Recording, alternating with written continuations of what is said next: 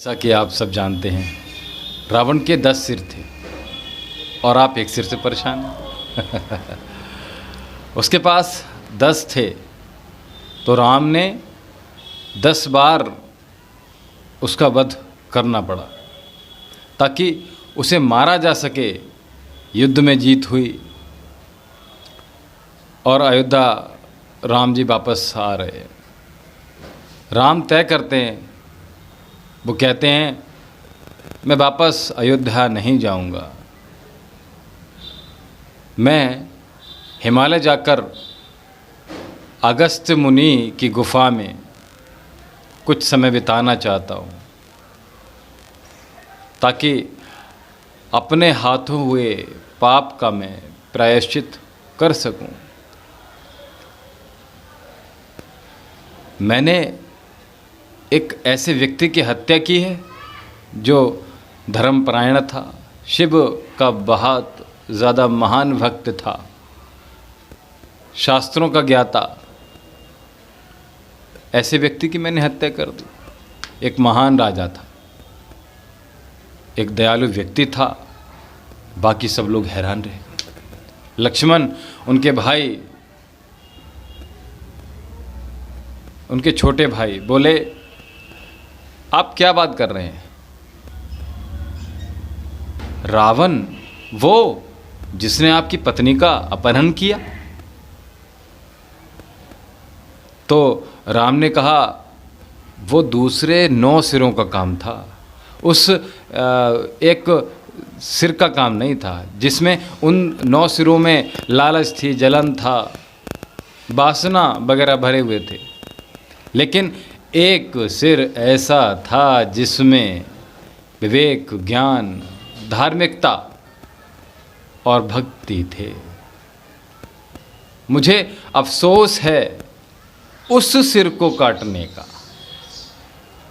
मेरा बस चलता ना तो मैं उसे नहीं मारता, उस सिर को छोड़ देता, रावण को नहीं मारता।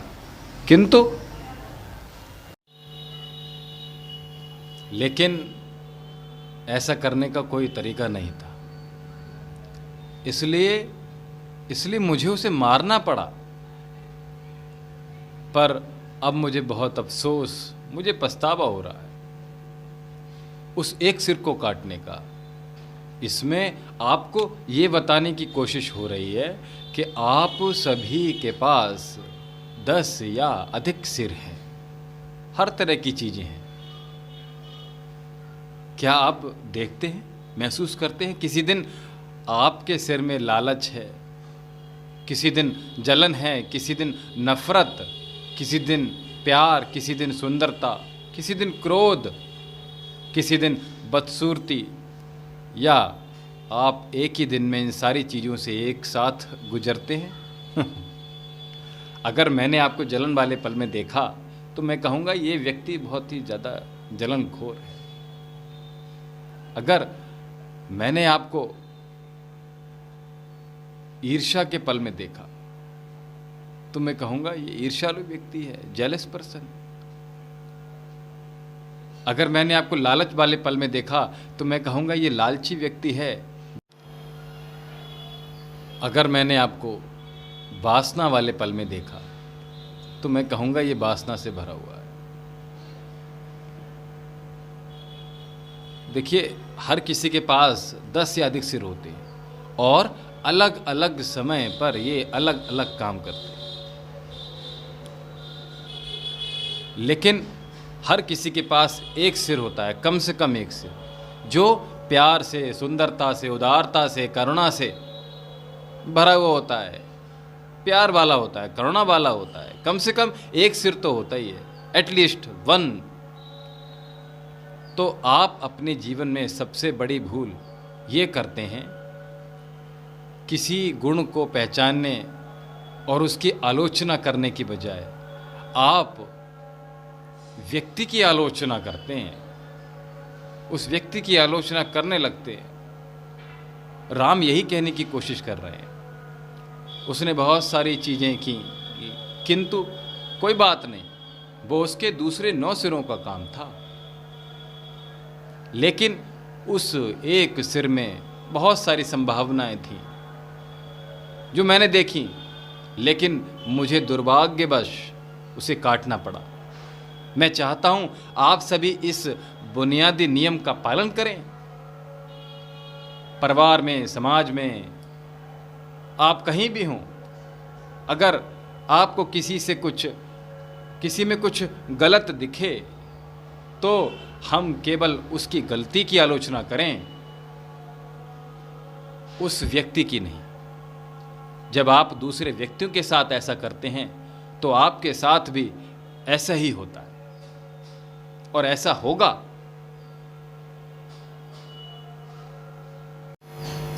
आपको ये तय करने की ज़रूरत नहीं है कि मैं ऐसा हूँ, मैं वैसा हूँ, या मैं तो ऐसा ही हूँ।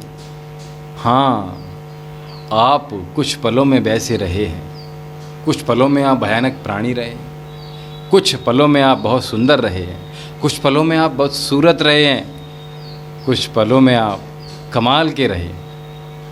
अगर आप संभावना को मजबूत नहीं बनाते और उसे दूर नहीं करते जो आपकी संभावना में बाधा डालता है, तो आप आध्यात्मिक साधक नहीं हैं। वो अच्छी नहीं है, वो अच्छा नहीं है, वो अच्छा नहीं,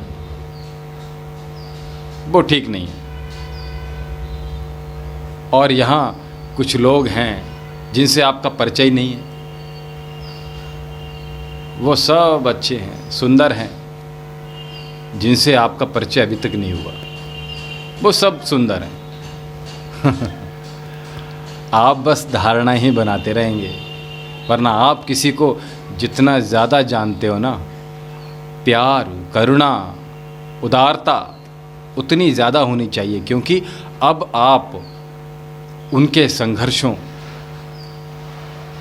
और समस्याओं को जानते हैं। और अचानक आपको पता चल जाता है कि वो भी उतने ही मानवीय हैं जितने कि आप हैं। यस, राम एक ऐसे इंसान की हत्या के लिए प्रायश्चित कर रहे हैं जिसने उनकी पत्नी का अपहरण किया और बहुत से बुरे काम किए, लेकिन राम अब भी इस बात को पहचान रहे हैं कि उसका एक सिर था जो कि बहुत सुंदर था, मुझे उसे नहीं काटना चाहिए था। ये इंसान बहुत बड़ा ज्ञानी है, इसलिए उनकी पूजा की जाती है। हर समझदार व्यक्ति, हमारे समाज में ऐसा ही होता है। एक गुलाब के पौधे को देखकर हम इसे गुलाब का पौधा कहते हैं। बताइए, उसमें गुलाब ज़्यादा है या कांटे? हाँ, कांटे ज़्यादा है, लेकिन फिर भी हम उसे गुलाब का पौधा कहते हैं, क्योंकि हम सुंदरता को पहचानते हैं। शायद एक ही गुलाब है इस पौधे में और हजारों कांटे, लेकिन फिर भी हम उसे गुलाब का पौधा कहते हैं। अगर आप आम के पेड़ को देखें तो उसमें आम ज़्यादा हैं या पत्ते? ऑफ कोर्स पत्ते ज़्यादा हैं, किंतु हम उसे पत्तों का पेड़ नहीं कहते, उसे हम आम का पेड़ कहते हैं, क्योंकि हम उस एक आम से टपकने वाली मिठास को पहचानते हैं। तो वो मिठास से भरी बूंदें, आहा क्या बात है, आनंद आ जाता है। आम को देखते हैं पानी आ जाता है। तो हम उसे पत्तों से भरा पेड़ नहीं कहते, उसे हम आम का पेड़ कहते हैं। हम ऐसा लोगों में क्यों नहीं देख पाते? अगर मिठास की एक भी बूंद हो, क्या आपने कोई एक ऐसा इंसान देखा है जिसमें एक मिठास की बूंद भी ना हो? देखा है आपने? हाँ, तो कृपया ऐसा करें। अपने आसपास के सभी लोगों में जिनके पास आप रोज काम कर रहे हैं, जिनके साथ आप रगड़ खाते हैं, आप समझ गए होंगे वो रगड़ की बात नहीं कर रहा हूं। आप समझ गए होंगे। जस्ट डू दिस, बस इतना कीजिए आप। वो सभी लोग, वो घटिया आदमी, वो बुरी औरत, देखिए आप इनमें मिठास की उस एक बूंद को पहचान सकते हैं, क्योंकि अगर आप उसे नहीं पहचान सकते तो वो आपके भीतर भी प्रकट नहीं होगी। आपको ये जान लेना चाहिए, आपको दूसरों के भीतर जो बुरी बातें हैं, बुरी चीज़ें हैं, वही बातें आपके भीतर भी झलकेंगी। इसका अर्थ ये नहीं है आपको हर चीज़ से नज़र फिर लेनी चाहिए, नहीं। हम पेड़ पर पत्ते देखते हैं, वी सी द लीफ। गुलाब के पौधे में कांटे देखते हैं, लेकिन हम पहचान क्या देते हैं? फूल, फल। हमें बस यही करना है। ओम